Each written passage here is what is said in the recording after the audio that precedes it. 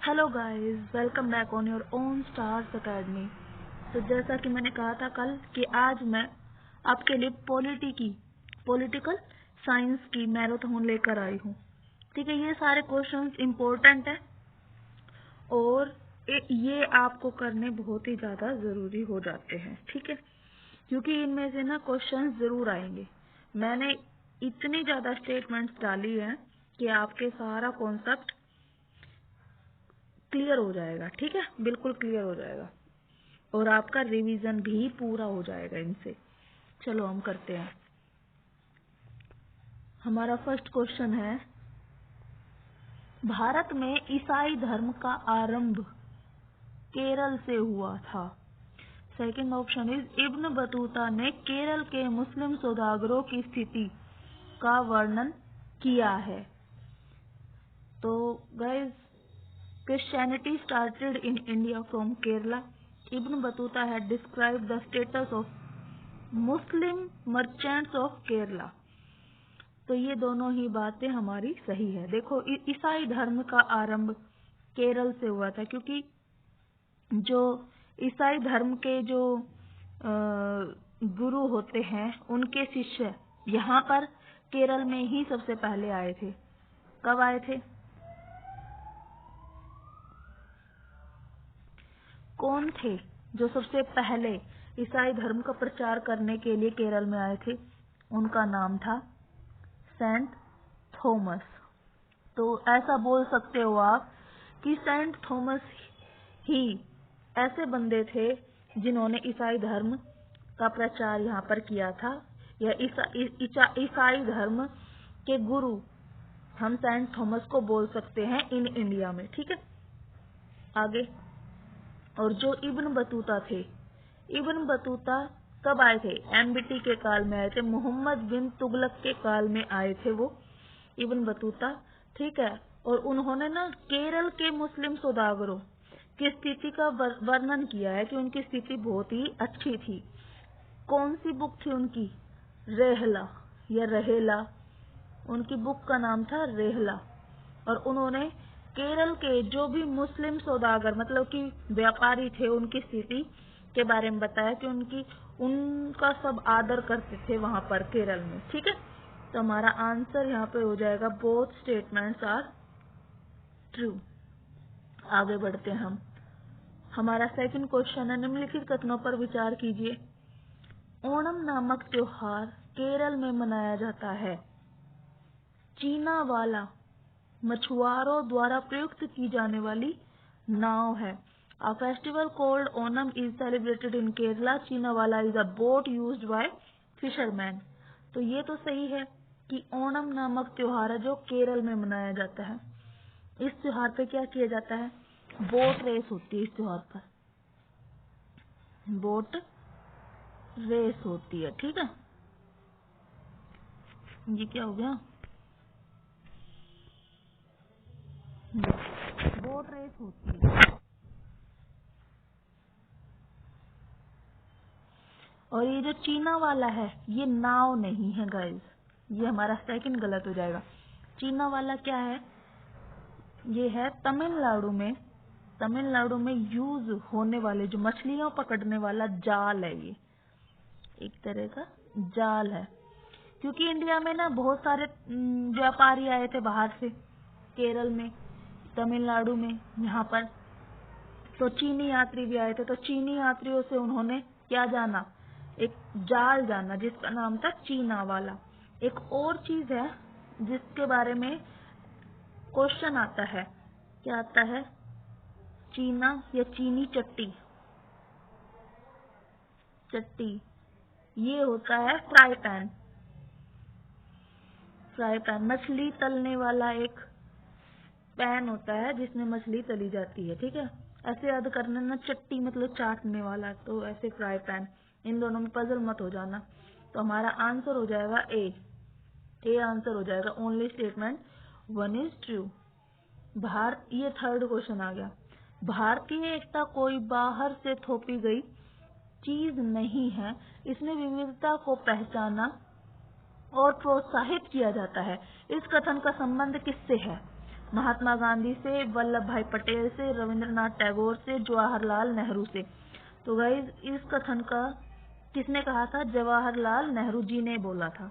ठीक है, कौन सी बुक में बोला था? उन्होंने बोला था अनेकता में एकता, यूनिटी इन डाइवर्सिटी में बोला था उन्होंने अपनी बुक में। उनकी बुक का नाम पूछ सकते हैं आपसे, यूनिटी इन डाइवर्सिटी।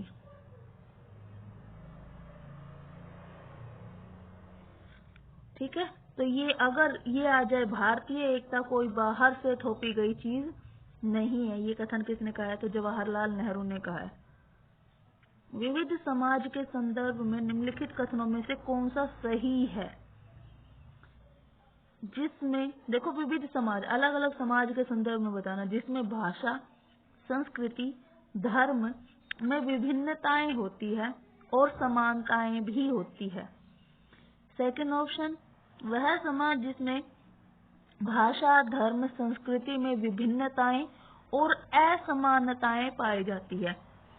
तो ये हमारा आंसर हो जाएगा फर्स्ट वाला राइट, क्योंकि हमारी भाषा अलग अलग हो सकती है, संस्कृति भी अलग अलग हो सकती है। जैसे केरल के साइड में अलग संस्कृति हो सकती है, जैसे मणिपुर में फनैक पहना जाता है और हरियाणा में घाघरा चोली पहना जाता है। तो ये विभिन्नताएं तो होती है, बट जब भी राष्ट्रगान बजेगा तो हम सब में एक समानता है कि सब खड़े हो जाएंगे। जब भी देश का दूसरे देश से मैच होता है या युद्ध होता है तो हम सब में भारतीयता का एक समानता पाई जाती है। तो हमारा आंसर हो जाएगा 1। समझना होता है। ठीक है, क्वेश्चन नंबर 5, विविधता के लिए कौन सा या से लक्षण सहायक होते हैं? मतलब कि which characters are helpful for diversity.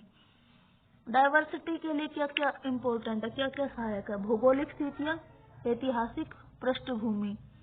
हाँ, भौगोलिक स्थितियां, जैसे कि कहीं पर पठार है, पहाड़ है, कहीं पर मैदान है, तो दोनों भूगोल, जो भौगोलिक स्थिति होगी वहां के लोगों की रहना सहना, खान पान सब अलग अलग होंगे, तो विविधता तो होगी ही। ठीक है, और ऐतिहासिक पृष्ठभूमि, इतिहास से भी जुड़ी हुई है हमारी डाइवर्सिटी। ठीक है, तो हमारा आंसर हो जाएगा इसका सी, 1 और 2 बोथ करेक्ट। 6, निम्नलिखित में से कौन सा कथन सत्य है? ठीक है, लद्दाख पर तिब्बती प्रभाव की वजह से उसे छोटा तिब्बत कहा जाता है। ठीक है, लद्दाख को छोटा तिब्बत कहा जाता है। क्यों? क्योंकि तिब्बती प्रभाव उसका दिखता है। तिब्बत के महाकाव्य केसर सागा को लद्दाख के मुसलमानों और बौद्धों दोनों द्वारा गाया जाता है। ये क्वेश्चन आया हुआ है कि केसर सागा कहाँ का महाकाव्य है? तो ये है तिब्बत का। ठीक है, और इसको कौन फॉलो करते हैं, कौन गाते हैं? लद्दाख के मुस्लिम्स एंड बुद्धिस्ट भी इसको गाते हैं। ठीक है, तो ये दोनों ही बातें बिल्कुल सही है। हमारा C option will be correct. जो ये है लद्दाख, वो हमारा ठंडा रेगिस्तान है। जब मैंने ज्योग्राफी की मैराथन करवाई थी तब आपको ये बताया था। 7th क्वेश्चन, निम्नलिखित कथनों पर विचार कीजिए। लोगों को एक प्रकार की छवि में बांधना या एक धारणा बना लेना रूढ़िबद्ध धारणा कहलाता है। गाइस, ये रूढ़िबद्ध स्टीरियोटाइपिंग पे एक क्वेश्चन जरूर आता है, स्टीरियोटाइपिंग एंड डिस्क्रिमिनेशन पे। ठीक है, एक क्वेश्चन जरूर आता है। तो हम लोगों को ना एक ही तरह से सोचते हैं। जब भी मान लो किसान का नाम आए तो हम स्त्री का नाम नहीं आता हमारे दिमाग में, स्त्री की पिक्चर नहीं आती कि हल लेकर स्त्री जाती है। हमारे दिमाग में आता है कि एक आदमी ही किसान होगा। ठीक है, जैसे पायलट की सोचते हैं तो भी आदमी की ही आती है छवि हमारे सामने। तो ये क्या होती है? एक रूढ़िबद्ध धारणा होती है। ठीक है, लोगों का पूर्वाग्रह या रूढ़िबद्ध धारणा आधारित व्यवहार करना भेदभाव कहलाता है। तो जैसे हमारे दिमाग में ये रूढ़िबद्ध धारणा बनी हुई है तो हम ना बच्चों में या लोगों में फर्क करने लग जाते हैं, तो ये भेदभाव कहलाता है। तो हमारे दोनों पॉइंट्स बिल्कुल करेक्ट है। तो हमारे both statements are true. Okay, आगे देखते हैं। निम्न कथनों पर विचार करो। संविधान निर्माताओं ने समानता की स्थापना पर विशेष बल दिया। हाँ, जब भी संविधान का निर्माण किया गया था तो समानता पर विशेष बल दिया गया था।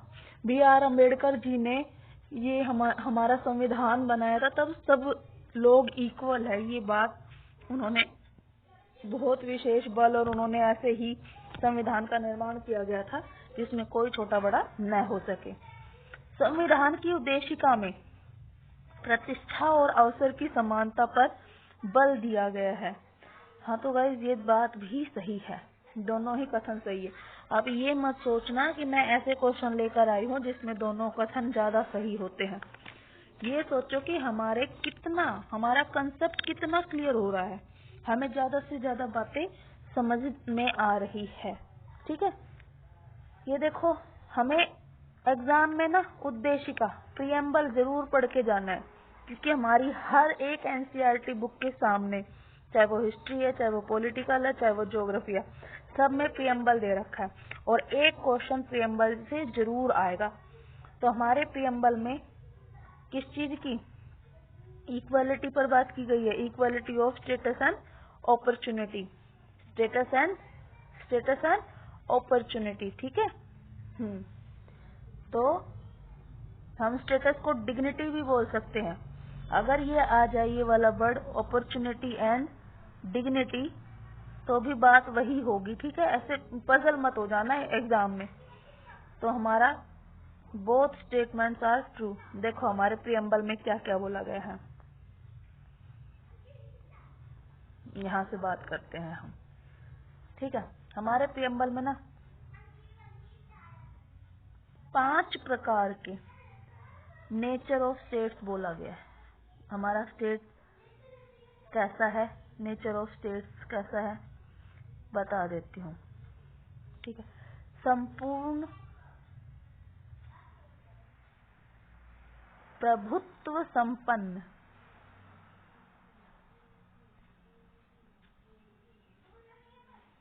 समाजवादी,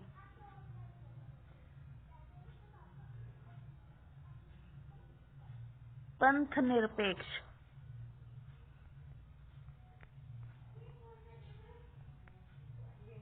ये मैं रिवाइज करवा रही हूँ, लोकतांत्रिक गणराज्य। ठीक है,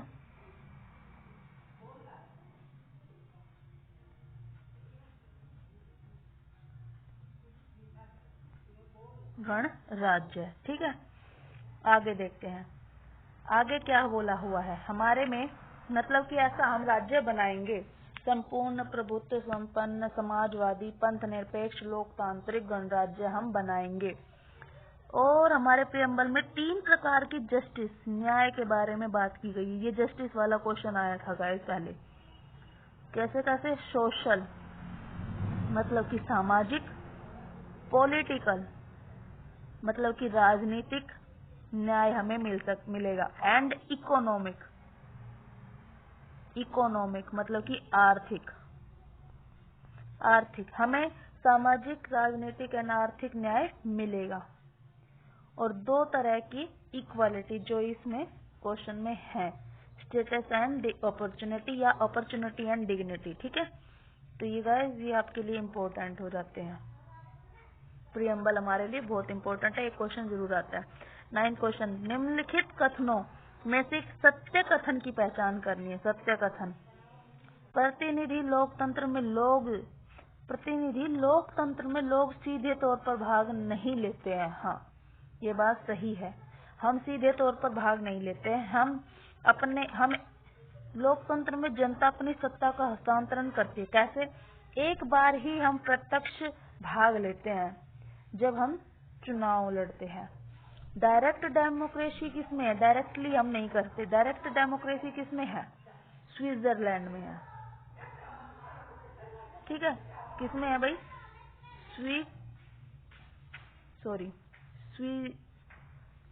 स्विट्जरलैंड में।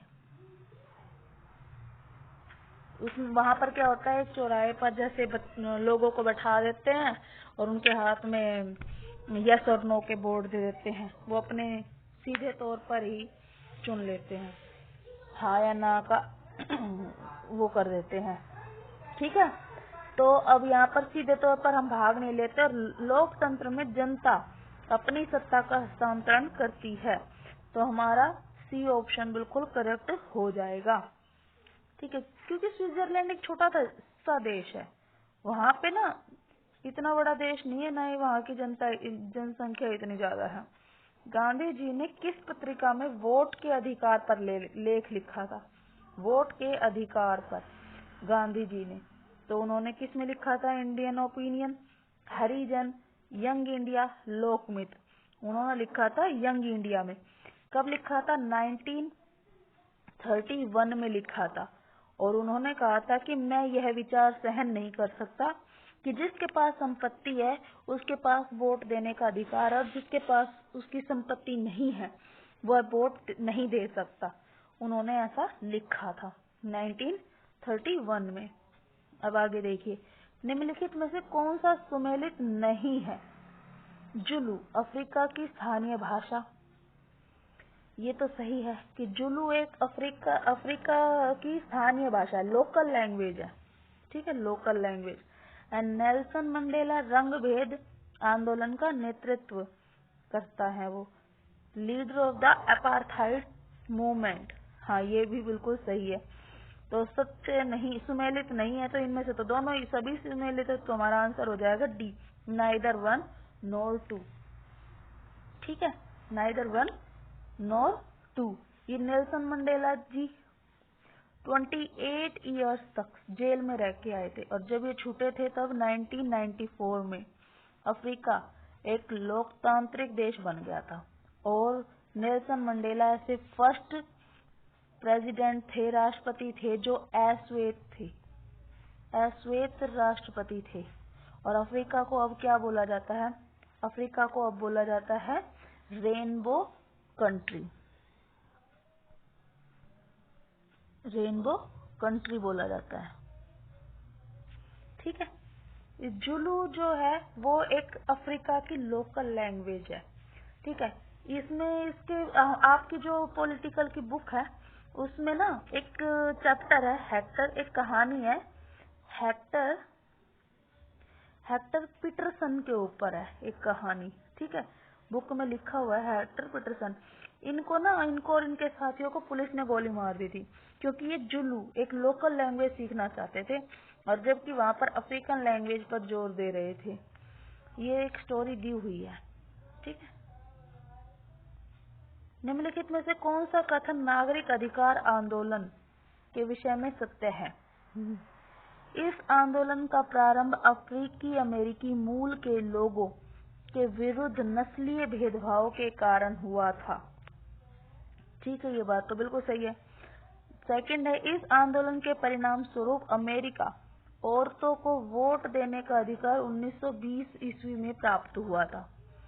गाइस, अगर ये बात इतनी होती, यहाँ से यहाँ तक की होती कि अमेरिका में औरतों को वोट देने का अधिकार 1920 ईस्वी में प्राप्त हुआ था, तो ये बात बिल्कुल सही थी। बट इस आंदोलन के परिणाम स्वरूप, किस आंदोलन? नागरिक अधिकार आंदोलन के परिणाम स्वरूप, तो ये बात गलत है। नागरिक अधिकार आंदोलन तो कब हुआ था? ये हुआ था 1955 से 1964 में। रोजा पार्क्स की कहानी आपने सुनी होगी, आपकी बुक में दी हुई है रोजा पार्क्स की कहानी। ठीक है, रंग भेद, जैसे ब्लैक लोगों को बस में चढ़ने नहीं देते थे या पीछे उनकी सीट होती थी या वो खड़े रहते थे, गोरे लोगों को ही सीट मिलती थी, ये कहानी थी। रोजा पार्क्स एक दिन चढ़ती है बस में, वो दिन था 1 दिसंबर 1955। ठीक है, उनको लोगों ने उठाना चाहा सीट से बट उन्होंने मना कर दिया था। तो उसी दिन से ये अमेरिकन सिविल राइट्स मूवमेंट चल गया था। कब से कब तक? 1955 से 1964 को। ठीक है, और ये 1964 में ये खत्म कर दिया था नस्लीय भेदभाव। ठीक है, और ये है औरतों को वोट देने का अधिकार 1920 वाली जो बात है, ये था हमारा, कौन सा था अभी बताती हूँ, सफरेज, वुमेन सफरेज मूवमेंट। ठीक है, मूवमेंट हुआ था 1920 में, जिसमें यूएसए में वोट देने का अधिकार मिला था। तो यूएसए में वोट देने का औरतों को कब मिला था? 1920 में। एंड इंग्लैंड में कब मिला था भाई? इंग्लैंड में मिला था 1928 में। ठीक है, 1928 में मिला था वुमेन्स को वोट देने का अधिकार। तो हमारा इसका आंसर हो जाएगा ओनली 1। कृष्ण राजा सागर बांध किस नदी पर बना हुआ है? कृष्णा पर, कावेरी पर, तुंगभद्रा पर, महानदी पर। तो ये बना हुआ है कावेरी पर। ठीक है, कावेरी पर। ये कहाँ पे है? कर्नाटक। देखो कैसे ही है सारी चीजें, कर्नाटक, कावेरी, कृष्ण राजा सागर बांध। एक और बांध है तमिलनाडु में, मैटूर है ना? हाँ मैटूर ही है शायद, हाँ मैटूर है पक्का, आई एम कॉन्फिडेंट। मैटूर बांध है। और दोनों के बीच में तमिलनाडु और कर्नाटक के बीच में इस कावेरी नदी पर एक वो रहता है, हमेशा ही लड़ाई बनी रहती है, झगड़ा बना रहता है इसके पानी के ऊपर। ठीक है, आगे बढ़ते हैं हम।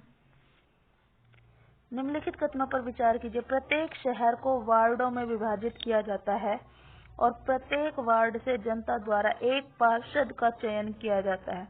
हाँ भाई ये सही बात है। ये शहर है जैसे, इसमें ना वार्ड बांट दिए जाते हैं और लोग एक पार्षद का चुनाव करते हैं। पार्षद की समितियां निर्णय लेने का कार्य करती है और उन्हें लागू करने का कार्य आयुक्त और कर्मचारियों द्वारा किया जाता है। कौन करता है इनको इम्प्लीमेंटेशन? कमिश्नर एंड स्टाफ करते हैं। तो ये दोनों बातें हमारी सही है। सत्य कथन की पहचान करनी है। नगर निगम की आय के स्रोत में संपत्ति कर का मतलब कि प्रॉपर्टी टैक्स का लगभग 25 से 30% ही होता है। नो, नगर निगम की आय के अन्य स्रोत, अच्छा हाँ, रुको, ये बात तो बिल्कुल सही है। प्रॉपर्टी टैक्स हम भी भरते हैं ना भाई, 25 से 30% ही होता है, ये बात बिल्कुल सही है। और नगर निगम की आय अन्य स्रोत, पानी, शिक्षा और मनोरंजन जैसे अन्य सुविधाओं पर लगाया गया कर होता है। ये देखो इन्होंने एजुकेशन पर कौन सा होता है कर, देखो टैक्स लगाते हैं ये टैक्स, और एजुकेशन पर होता है सेस। अगर क्वेश्चन आ जाए सेस, रिसेस से याद कर सकते हो सेस। ठीक है, सेस लगाते हैं ये किस पर? एजुकेशन पर, जिसको हिंदी में बोलते हैं उपकर। ठीक है, उपकर।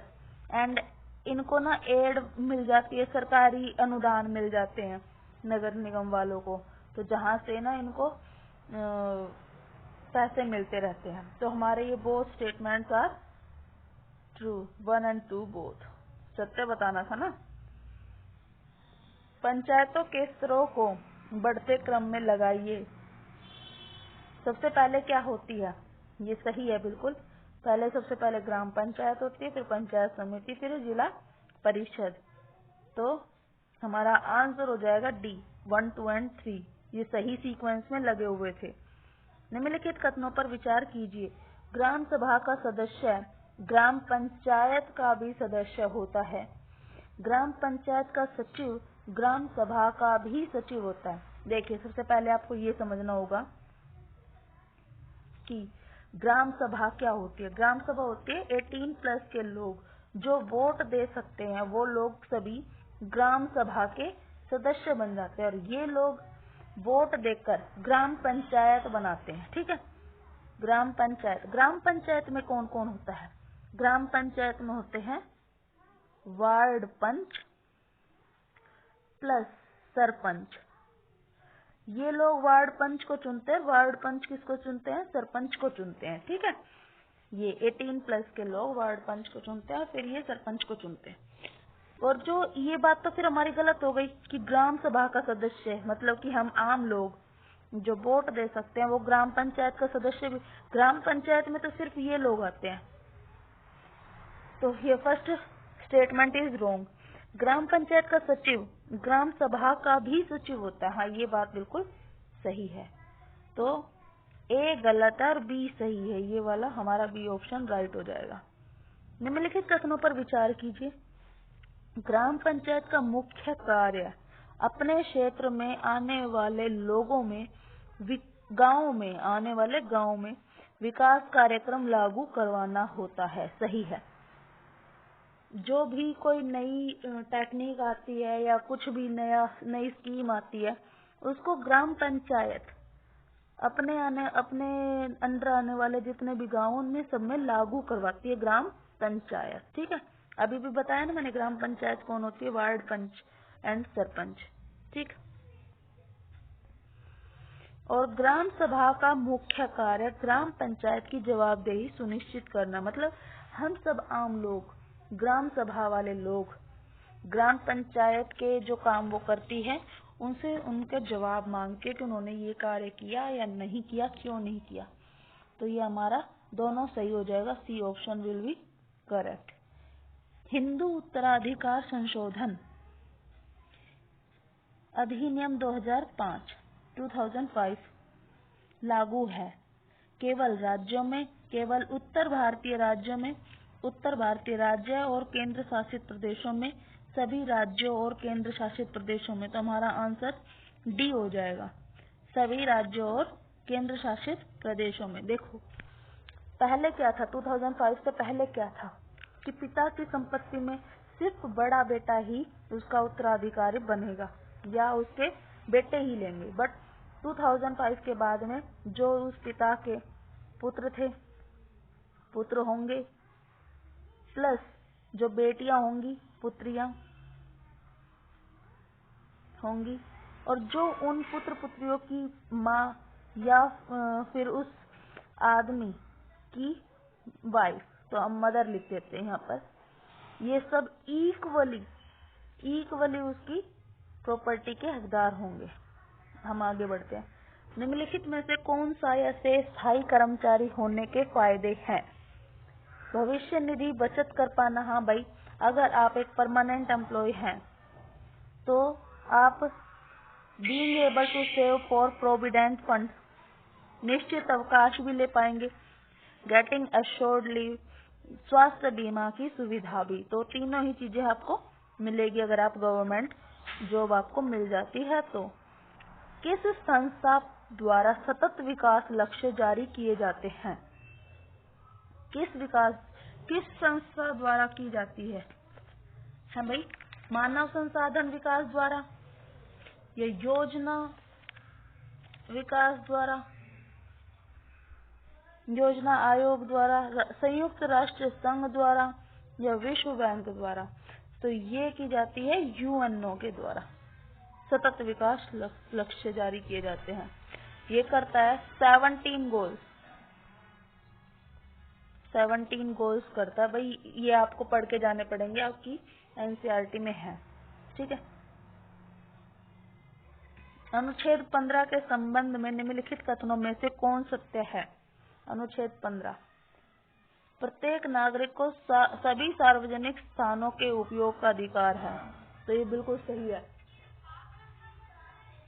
किसी भी व्यक्ति के साथ जाति, धर्म, स्थान, जन्म स्थान आदि के आधार पर भेदभाव नहीं किया जा सकता। मतलब कि आर्टिकल 15 में भेदभाव ना करने के लिए कहा गया है। हमारा मौलिक अधिकार के अंदर आता है ये समानता का अधिकार, जो है 14 से 18 है। हमें मौलिक अधिकार भी करने हैं सारे। ठीक है, जो 12 से 35 तक है। ठीक है, तो ये हमारा बिल्कुल सही है। वो स्टेटमेंट का देखो, आपको आर्टिकल कौन कौन से करने हैं। 15 तो करना ही करना है, मोस्ट इम्पोर्टेंट है, मैं बता देती हूँ। 14 तो कानून के समक्ष, विधि के समक्ष समानता। 15 जाति, धर्म, लिंग के आधार पर समानता। ठीक है। 16 हो गया अवसरों की समानता, 17 हो गया अस्पृश्यता की समानता। तो आपको कौन कौन से लर्न करने हैं? ये 15 इम्पोर्टेंट है, 15, 17 भी इम्पोर्टेंट है, अस्पृश्यता का अंत, एंड 18 उपाधियों का अंत, ठीक है। And article 21 is most important. 21 में हमें RTE न, हाँ 21 आर्टिकल 21 में कहा है राइट टू लाइफ, जीने का अधिकार है, ये बहुत इम्पोर्टेंट है। एंड 21A जिसमें RTE बोला गया है एजुकेशन के लिए कि 6 से 14 वर्ष के बच्चों के लिए शिक्षा का प्रावधान। एंड 39A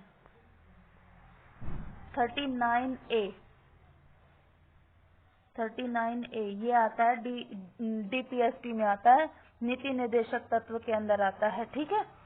इसमें है समान एवं निशुल्क विधिक सहायता, ठीक है, ये याद करने हैं आपको।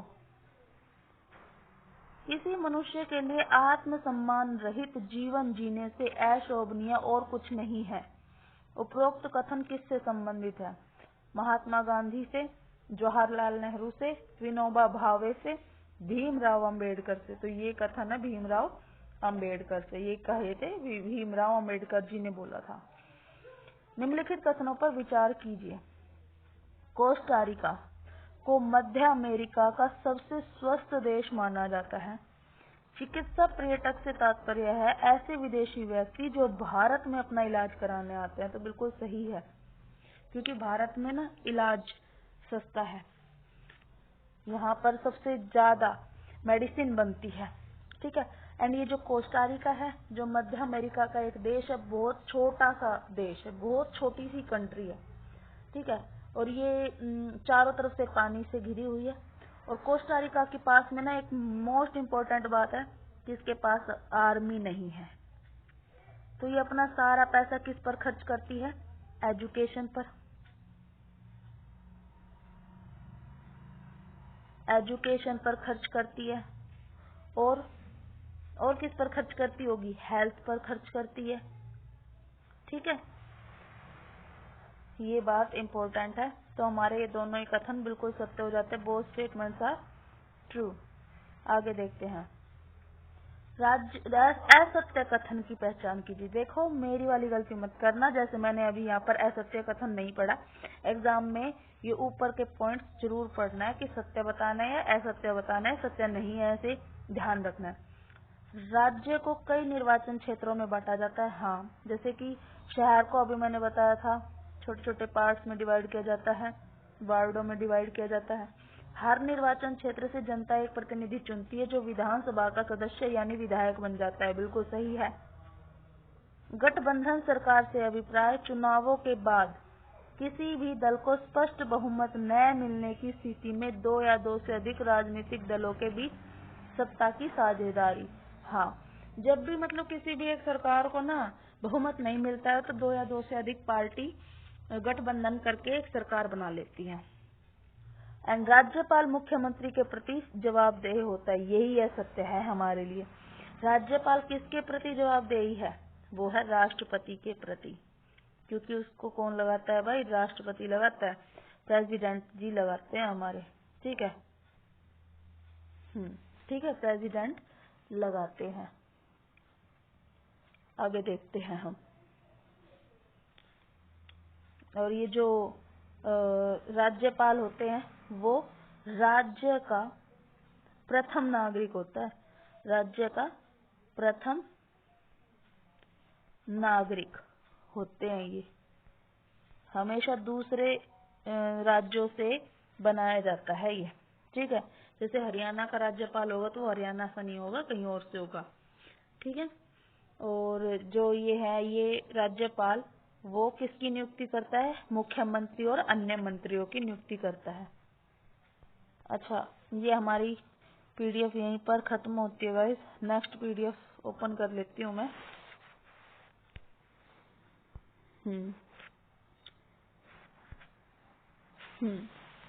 नेक्स्ट पीडीएफ ओपन की है मैंने। मैं आपके लिए क्वेश्चंस बना बना कर लेके आई। देखो, संविधान सभा की बैठकें किन स्थानों पर होती है? किन किन स्थानों पर हुई थी? संविधान सभा की बैठकें, जब संविधान सभा की बैठकें किन किन स्थानों पर हुई थी? नई दिल्ली, कलकत्ता, बॉम्बे, मद्रास। तो हमारा ऑप्शन हो जाएगा ओनली 1, क्योंकि जब भी संविधान सभा की बैठक हुई, संविधान बनाने वाली सभा की बैठक हुई, तो वो कहाँ हुई थी? सिर्फ और सिर्फ नई दिल्ली में हुई थी। ठीक है, आगे बढ़ते हैं। ये अब वहां से ही जुड़ गया जो मैंने पीछे छोड़ा था। सामान्य भाषा में सरकार शब्द से तात्पर्य शासन के विभिन्न विभागों और मंत्रियों से होता है जो उनके प्रभारी है। हाँ, बिल्कुल सही है। सारे विधायक जो विधानसभा में एकत्र होते हैं विधायिका कहलाते हैं। बिल्कुल सही बात है। तो हमारा आंसर हो जाएगा बोथ स्टेटमेंट्स आर ट्रू। किसी संस्था को बालवाड़ी या क्रैश की सुविधा देना अनिवार्य है यदि उस संस्था में 50 से अधिक अभिभावक हो, संस्था पूर्णतः महिलाओं द्वारा संचालित हो, उस संस्था में 30 से अधिक महिला कर्मचारी कार्यरत हो। तो हमारा सी ऑप्शन ही आंसर हो जाएगा। ठीक है, ये ध्यान रखना। सत्य कथन चुने। खबर लहरिया एक स्थानीय लोकल समाचार पत्र है, लोकल न्यूज़पेपर है, जो प्रत्येक 15 दिनों में प्रकाशित होता है। बिल्कुल सही है। बुंदेली भाषा का यह समाचार पत्र उत्तर प्रदेश के चित्रकूट नामक जिले से प्रकाशित होता है। ये बात भी बिल्कुल सही है। और इसको कौन प्रकाशित करता है? इसको करता है दलित महिलाएं, दलित समाज की महिलाएं करती हैं इसको प्रकाशित, महिलाओं द्वारा प्रकाशित किया जाता है। तो हमारा आंसर हो जाएगा 1 और 2। आगे बढ़ते हैं। कौन सा कथन सत्य है? राज सुंदरी देवी ने अमर जीवन नामक आत्मकथा लिखी, ऑटोबायोग्राफी लिखी थी। रमाबाई ने 1898 ईस्वी में पुणे में विधवा आश्रम की स्थापना की थी। ये भी सही है और ये भी सही है। ये जो आत्मकथा है, ये किसी भी भारतीय महिला की पहली आत्मकथा थी, फर्स्ट आत्मकथा थी ये। ठीक है, ये याद रखना। और रमाबाई जो थी वो हिंदू महिला, उन्होंने ना एक बुक लिखी थी, उस बुक का नाम नहीं है, बट आपकी बुक में नहीं है उसका नाम। उन्होंने ना उच्च जाति की महिलाओं, मतलब हिंदू महिलाओं की दुर्दशा पर एक बुक लिखी थी। और रमाबाई ने और क्या क्या काम किया था? और इन्होंने ना महाराष्ट्र में स्कूल खोले थे गर्ल्स के लिए। ठीक है, और लोग इनको पंडिता की टाइटल दी थी, क्योंकि ये संस्कृत की विद्वान थी। तो हमारे दोनों ऑप्शंस बिल्कुल करेक्ट है, 1 और 2 बोथ। सर्वोच्च न्यायालय ने कार्यस्थल पर और शैक्षणिक संस्थानों में महिलाओं के साथ होने वाली यौन प्रताड़ना से उन्हें सुरक्षा प्रदान करने के लिए दिशा निर्देश जारी किए। इस दिशा निर्देश को क्या नाम दिया गया है? विशाखा दिशा निर्देश। ये याद रखना, विशाखा। ठीक है, ये कब दिया गया था ये और बता देती हूँ, 1997 में। ठीक है, सुप्रीम कोर्ट ने ये ऑर्डर दिए थे 1997 में। संतुलित रिपोर्ट लिख पाना संचार माध्यमों की स्वतंत्रता पर निर्भर करता है। मतलब कि बैलेंस्ड रिपोर्ट हम जब ही लिखेंगी, कोई भी ये मीडिया, जब उस पर किसी भी तरह का दबाव नहीं होगा, वो स्वतंत्र होगी। और मीडिया पर व्यापारिक घरानों और सरकार का दबाव होता है। मतलब कि सरकार मीडिया को अपने कंट्रोल में रख सकती है या रखती है। जैसे कि इसका एग्जाम्पल है इंदिरा गांधी का। उन्होंने 1975 से 1977 तक आपातकाल लगाया था, तब उन्होंने मीडिया पर पूरी तरीके से कंट्रोल कर लिया था। तो दोनों बातें ही बिल्कुल सही है। सी ऑप्शन बिल्कुल करेक्ट हो जाएगा हमारा। कथनों पर विचार कीजिए। जब सरकार संचार माध्यम की किसी अभिव्यक्ति को जन समुदाय तक पहुंचने से प्रतिबंधित करती है तो इसे सेंसरशिप कहा जाता है। सेंसरशिप कहा जाता है। भारतीय सरकार द्वारा ये अभी वही आ गया 1975 से 77 के आपातकाल में इंसाफ, ये सही है, दोनों बातें ही सही है। ये अभी जो मैंने बताया वही आ गया। तो both statements are true, C option will be correct. निम्नलिखित कथनों पर विचार कीजिए। सामाजिक विज्ञापन उन्हें कहा जाता है जिनमें जनता के लिए सामाजिक संदेश होता है। हाँ, सामाजिक विज्ञापन को प्रकाशित करने का दायित्व सरकार और निजी कंपनियों दोनों पर होता है। बिल्कुल सही बात है, दोनों ही स्टेटमेंट्स आर ट्रू है। निम्नलिखित कथनों पर विचार कीजिए। कांग्रेस ने संविधान सभा के गठन की मांग को पहली बार 1934 में अपने आधिकारिक नीति में शामिल किया था। दिसंबर 1944 से नवंबर 1949 के बीच संविधान सभा ने स्वतंत्र भारत के लिए संविधान का एक प्रारूप तैयार किया था। ये बात भी बिल्कुल सत्य है, दोनों ही स्टेटमेंट्स ट्रू है। देखो, सबसे पहले तो 1928 में सबको पता होगा नेहरू रिपोर्ट आई थी, ठीक है। उन्होंने संविधान, ये ही सबसे पहला संविधान बनाने की दिशा में सबसे पहला प्रयास था। उसके बाद में 1929 में पूर्ण स्वराज शब्द का यूज किया गया था, जिसके तहत हमने स्वतंत्रता दिवस भी मनाया था। कब मनाया था? 26 दिसंबर 1930 को हमने, नहीं जनवरी, हाँ 26 जनवरी को हमने स्वतंत्रता दिवस मनाया था। फिर 1931 में कराची अधिवेशन में सरदार वल्लभ भाई पटेल अध्यक्ष बने थे। उन्होंने फंडामेंटल राइट्स भी बनाए थे, पर वो रियल नहीं थे, ठीक है। फिर आया था 1946 में, ये हो गया था ना, ये वाला 34 वाला। उसके बाद में 46 में तो कैबिनेट मिशन आया। फिर उन्होंने देश में चुनाव करवाए और 9 दिसंबर 1946 को फर्स्ट मीटिंग हुई थी हमारी संविधान सभा की। सत्य कथन की पहचान कीजिए। संविधान उन आदर्शों को सूत्रबद्ध करता है जिनके आधार पर नागरिक किसी देश की रचना करता है। बिल्कुल सही है। संविधान उन नियमों का समूह होता है जिनके आधार पर देश की शासन व्यवस्था चलती है। तो ये दोनों बातें ही सही है। निम्नलिखित में हुए 1990 में हुए संघर्ष के बाद नेपाल में लोकतंत्र की स्थापना हुई, जो 2002 तक कायम रही। फिर राजा ज्ञानेंद्र फरवरी 2005 में शासन को बागडोर पूरी तरह अपने हाथों में ले ली, शासन की बागडोर। फिर 2006 में लोकतंत्र की मांग को लेकर जनतांत्रिक आंदोलन चलाया गया और नेपाल लोकतंत्र बन गया। ये तीनों ही बातें सही हैं।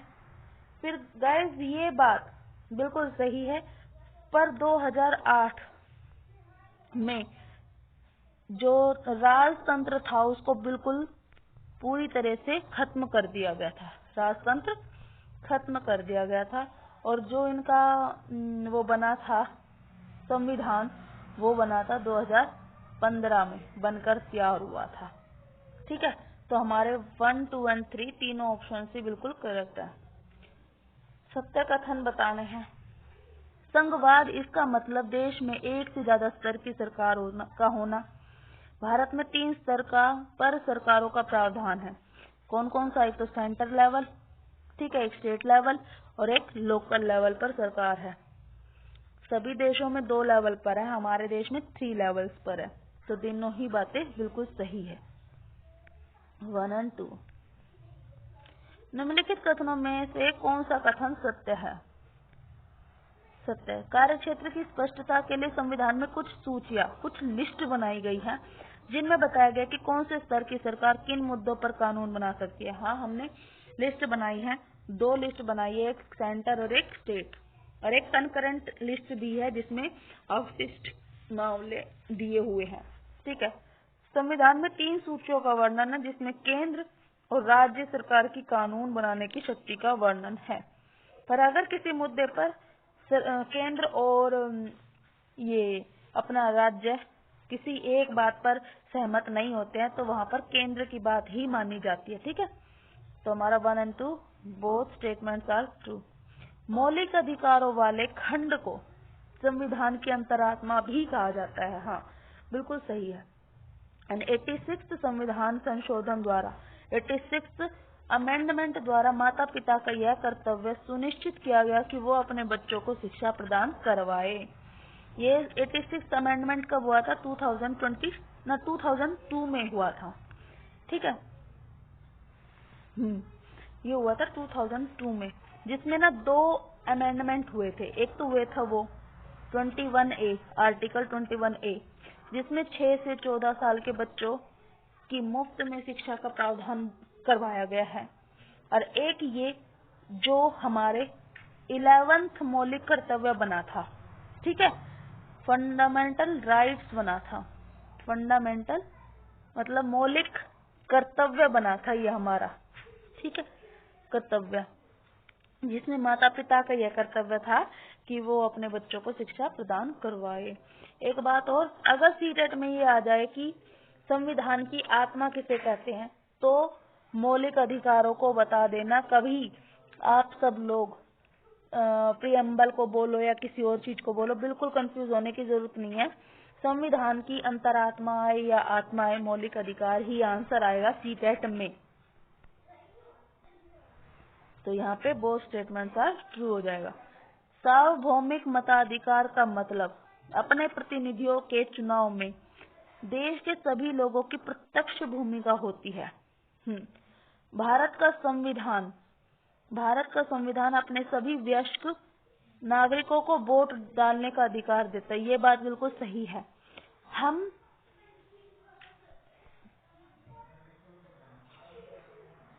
भारत का संविधान अपने सभी वयस्क नागरिकों को वोट डालने का अधिकार देती है। तो ये बात भी बिल्कुल सही है। और ये बात भी बिल्कुल सही है कि अपने प्रतिनिधियों के चुनाव में देश के सभी लोग, जब चुनाव होते हैं ना, तभी हमारी प्रत्यक्ष भूमिका होती है, लोगों का डायरेक्ट रोल होता है। और वरना उसके बाद तो हमारा अप्रत्यक्ष रोल हो जाता है सरकार बनाने में। तो हमारा यहाँ पे आंसर हो जाएगा बोथ स्टेटमेंट्स आर ट्रू। आगे बढ़ते हैं। यदि किसी जनसमूह को राजस्थान में तेलुगु माध्यम का स्कूल खोलने की अनुमति नहीं दी जा रही है, तो यह किस मौलिक अधिकार का उल्लंघन होगा? ये आपको समझना होगा।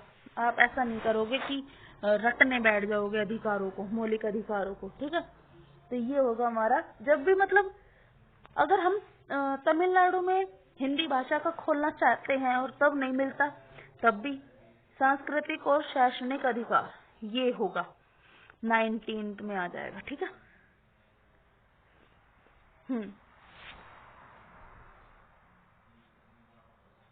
इलेक्ट्रॉनिक वोटिंग मशीन का इस्तेमाल पहली बार पूरे देश में किस वर्ष हुआ था? पूरे देश में गाइस, ये हुआ था 2004 में। इसमें बिल्कुल कंफ्यूज मत होना। लोकसभा के लिए उसी तरह चुनाव होते हैं जिस तरह राज्य विधानसभा के लिए चुनाव होते हैं। बिल्कुल सही है। लोकसभा में उत्तर प्रदेश राज्य में सांसद सबसे अधिक है। हाँ गाइस, 180 सांसद है और टोटल हमारे कितने हैं? 143 संसद में इतने हैं। तो ये बात दोनों ही सत्य है। 1 और 2 बोथ आर ट्रू। देखो, लद्दाख में किस धर्म के लोग तिब्बत का मौखिक संग्रह ग्रंथ केसर सागा को गाते हैं और उस पर नाटक खेलते हैं? तो ये होगा गाइस मुसलमान और बौद्ध, Muslim and Buddhist. B option will be correct. निम्नलिखित में से क्या विविधता का एक उदाहरण नहीं है? विविधता का एक उदाहरण नहीं है। तो गाइस सबसे इम्पोर्टेंट बात बिल्कुल याद कर लेना, कास्ट सिस्टम विविधता का उदाहरण नहीं है। बहुभाषी समाज भी है, धार्मिक बहुलवाद भी है और बहु संस्कृतिवाद भी है। बट कास्ट सिस्टम असमानता का, ये असमानता का उदाहरण है। ठीक है, ये इलेक्ट्रॉनिक, ये तो हो गया गाइस, ये हो गया 2004। कई जिलों में विभिन्न तालुकों में भूमि के मामलों का निपटारा किया जाता है। मतलब कि तालुका में भूमि के मामलों का निपटारा कौन करता है? गाइस ये करता है तहसीलदार। और क्या करता है? कास्ट सर्टिफिकेट भी रिलीज करता है, साइन करता है ये उन पर। निम्नलिखित में से कौन सा सहकारी संस्था के संदर्भ में प्रासंगिक है? सही है, बेहतर आय उपलब्ध कराती है और व्यापारियों पर कम निर्भरता रहती है। बिल्कुल ठीक है। बड़ी कंपनियों को सहायता करती है? नहीं। सदस्यों की क्षमता बढ़ाती है? ये बिल्कुल सही है गाइस। तो ए एंड सी हमारा आंसर हो जाएगा। C option will be right. ठीक है, तो गाइज यहाँ पे हम अपनी क्लास को ओवर करते हैं। आज के लिए इतनी ही क्लास सही है। और यहाँ पे आपकी पॉलिटिकल का पूरा रिवीजन हो चुका है। जो जो क्वेश्चंस मुझे इम्पोर्टेंट लगे थे वो क्वेश्चंस मैं करा चुकी हूँ आपको। और कल मैं लेकर आऊंगी आपके लिए सीटेट अगस्त 2023 का रियल पेपर लेके आऊंगी, उसका सॉल्यूशन भी करवाऊंगी। ठीक है, तो guys please share and like my video and subscribe my channel. Thank you, bye bye.